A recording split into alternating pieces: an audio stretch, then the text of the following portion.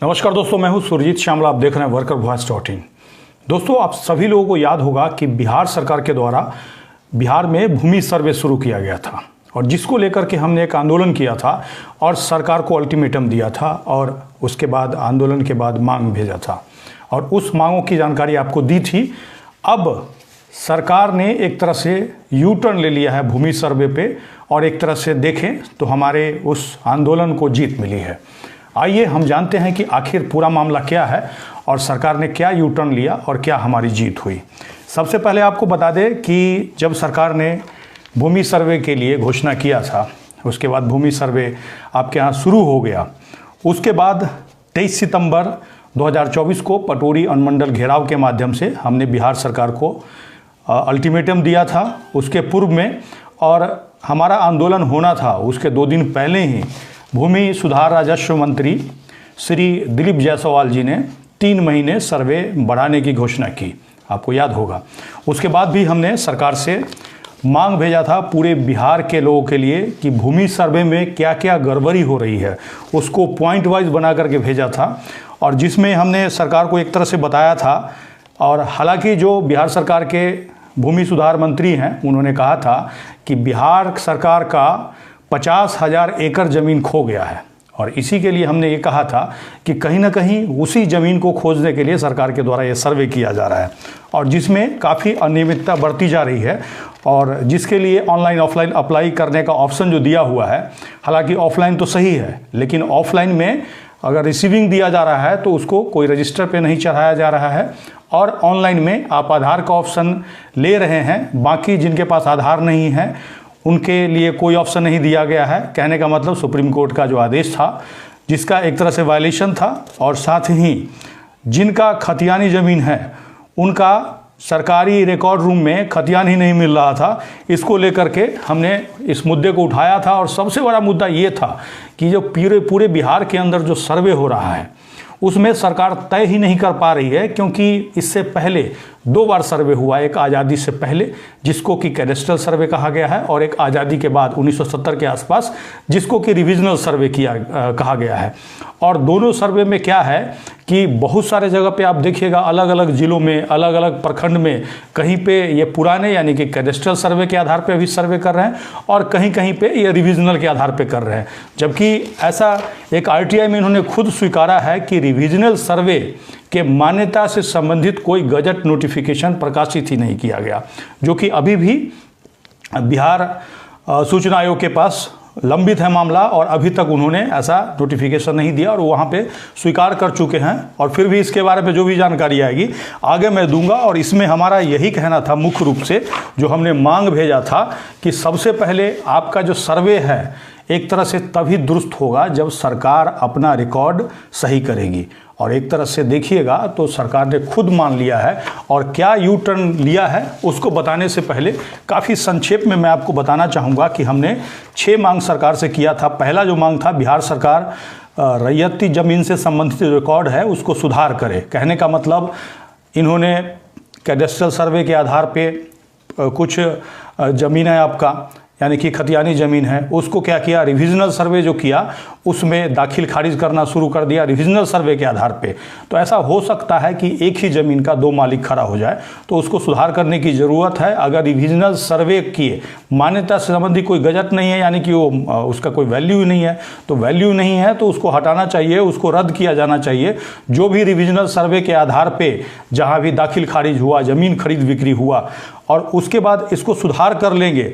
उसके बाद जिन लोगों के पास पुराना खतियान नहीं है, पुराना केवाला नहीं है या फिर जमाबंदी का नकल नहीं है उसको सुनिश्चित कराया जाए, उपलब्ध कराना उसका नकल। ये दूसरा हमारा मांग था। तीसरा था कि जिनका खतियान या ज़मीन का अन्य कागजात कैथी, उर्दू, फारसी या अन्य किसी भी भाषा में है तो उसको पढ़वाने के लिए अंचल स्तर पर ट्रांसलेटर की व्यवस्था सुनिश्चित की जाए। उसके बाद चौथा जो हमारा मांग था, अहम मांग था और एक तरह से देखिएगा तो जो चौथा मांग है वही अभी पूरा होता हुआ नज़र आ रहा है, क्योंकि यहाँ पे हमने मांग किया था कि ये सारा तीनों जब हो जाए तब जनता को कागज़ इकट्ठा करने के लिए कम से कम 2 साल का समय दिया जाए।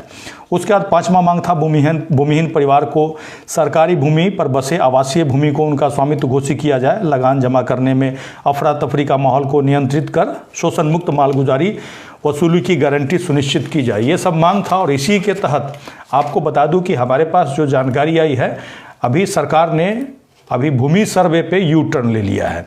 और इसके लिए आपको बता दूं कि कल भागलपुर में मीटिंग थी और उसी मीटिंग में ये सरकार की तरफ से घोषणा किया गया है। किन के द्वारा घोषणा किया गया है वो सारी जानकारी मैं आपके लिए लेकर के आया हूँ। आपको बता दूं कि भागलपुर के अंदर जो राजस्व अधिकारियों की मीटिंग थी उसमें भूमि सुधार और राजस्व मंत्री श्री दिलीप जायसवाल जी ने खुद ही माना है कि अभी का जो भूमि सर्वे है काफ़ी जटिल है, जिसको सरल बनाने के लिए सरकार कानून बनाने जा रही है।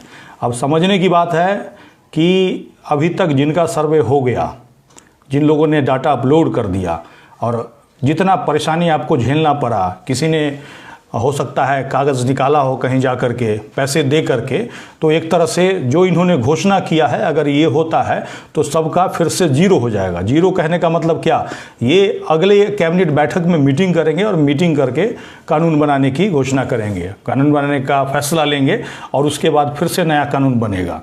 तो एक तरह से अगर गांव के भाषा में समझिएगा तो इसको हम इस तरह से समझ सकते हैं कि किसी ने भोज के लिए सबको बुला लिया हो और लोगों को भोज खाने में प्रॉब्लम हो रही हो या फिर सब्जी कम हो गया हो, चावल कम हो गया हो, तो फिर से क्या कर रहे हैं, ये चावल की खेती शुरू कर रहे हैं और सब्जी की खेती शुरू कर रहे हैं। तो अब एक बात कमेंट्स करके बताइएगा कि अभी तक जितने लोगों को पूरे बिहार के अंदर इन्होंने परेशान कर दिया। इसीलिए परेशान कह रहा हूँ क्योंकि किसी ने मुंबई से आकर के वहाँ सर्वे के लिए पेपर इकट्ठा किया होगा, किसी ने किसी दूसरे स्टेट से, कोई दिल्ली से, कोई कलकत्ता से, कोई मद्रास से बिहार जा कर के और ये सारा काम करा करके वापस आ गया हो। अब जैसे ही इस बात की जानकारी उनको मिलेगी कि कानून नया बनने वाला है, क्योंकि हमने एक नया कानून बनाने की मांग नहीं की थी, लेकिन इन्होंने देखा कि कुछ जटिलता है और जिसकी वजह से लोग भूमि सर्वे नहीं कर पाए। और जटिलता क्या है, जटिलता यही है सबसे बड़ा बात कि लोगों को कागज़ ही नहीं मिल रहा है। क्या ये बात मैं सही कह रहा हूँ या नहीं कह रहा, एक बार कमेंट्स करके ज़रूर बताइएगा। और सबसे बड़ी बात है कि इनके विभाग के अंदर इतना ज़्यादा घुसखोरी है जिसकी वजह से लोग परेशान हैं। तो इसी के लिए सरकार की तरफ से घोषणा की गई है और ये उन्होंने विभिन्न मीडिया को बताया है। और हिंदुस्तान टाइम्स का जो लिंक है इस वीडियो के डिस्क्रिप्शन में जैसे ही हमारा ये लाइव ख़त्म होगा वैसे ही मैं दे दूंगा। और इसके साथ ही उन्होंने ये भी कहा है, अपने सभी विभागों को निर्देश दिया है कि लंबित मामले को निपटारा न्याय के साथ निर्धारित अवधि के अंदर करें। इसके लिए 1 महीने का समय दिया गया है और जल्दीबाजी में किसी भी मामले को रद्द नहीं करें। जिस अंचल में मामले लंबित रहेंगे वहां के राजस्व पदाधिकारी दंडित किए जाएंगे। भूमि विवाद की समस्या से लोगों को निजात दिलाने के लिए राजस्व विभाग हर संभव प्रयास कर रही है। और इसके साथ ही उन्होंने ये भी बताया कि 37 अंचलाधिकारी को उनके द्वारा निलंबित किया गया है और 82 अंचलाधिकारियों के विरुद्ध कार्रवाई की जा रही है। और तो और जो आपको प्रॉब्लम हो रही है और इसी के लिए आने वाले समय में सरकार कानून लेकर के आएगी और कानून लेकर के आएगी। उसके बाद ये देखना है कि अब क्या बदलाव किया जाता है। लेकिन मैं इस वीडियो के माध्यम से जायसवाल जी को या फिर जो भी बिहार सरकार के भूमि विभाग के अंदर जो भी अधिकारी हैं उनको यही कहना चाहूँगा कि उनको सबसे पहले उनको क्या असुविधा हो रही है भूमि सर्वे में उसको देखना चाहिए और साथ ही जो डॉक्यूमेंट वेबसाइट पे आपने अपलोड किया है उसको चेक करना चाहिए और कोशिश ये करना चाहिए कि जितना भी खतियान है या पुराना से पुराना केवाला है उसको ऑनलाइन कर देना चाहिए, ताकि लोग कहीं भाग दौड़ किए बिना आसानी से एक्सेस करके और उसको डाउनलोड कर सके। दोस्तों, ये जानकारी आपको कैसी लगी कमेंट्स में लिख करके जरूर बताएंगे। इस वीडियो को अधिक से अधिक शेयर करेंगे ताकि अधिक से अधिक साथियों तक जा सके। और आपको बता दूं कि पहले भी जो दिलीप जायसवाल जी ने घोषणा की थी उस घोषणा का कोई नोटिफिकेशन नहीं हुआ है। तो इसके बारे में मैं आपको यही कहूँगा कि जिन लोगों ने सर्वे कर दिया है या फिर करने जा रहे हैं वो जो भी काम कर रहे हैं अपना अनवरत करते रहें। लेकिन इस जानकारी को मैंने इसलिए आपको दिया है क्योंकि एक तरह से पीछे सरकार के क्या चल रहा है, कैबिनेट में क्या डिसीजन लेते हैं, वो कम से कम आपको पता रहे। इसके पीछे जान देने की ज़रूरत नहीं है, आपस में लड़ने की ज़रूरत नहीं है, क्योंकि सरकार का खुद पता नहीं है कि ये क्या कर रहे हैं। तो इसीलिए हम सभी लोगों से यही अनुरोध करते हैं कि आपस में आप लोग भाईचारा बनाए रखें और कोशिश करें कि सरकार क्या करती है उस पर ध्यान रखें। इसी के साथ विदा लेता हूँ। धन्यवाद।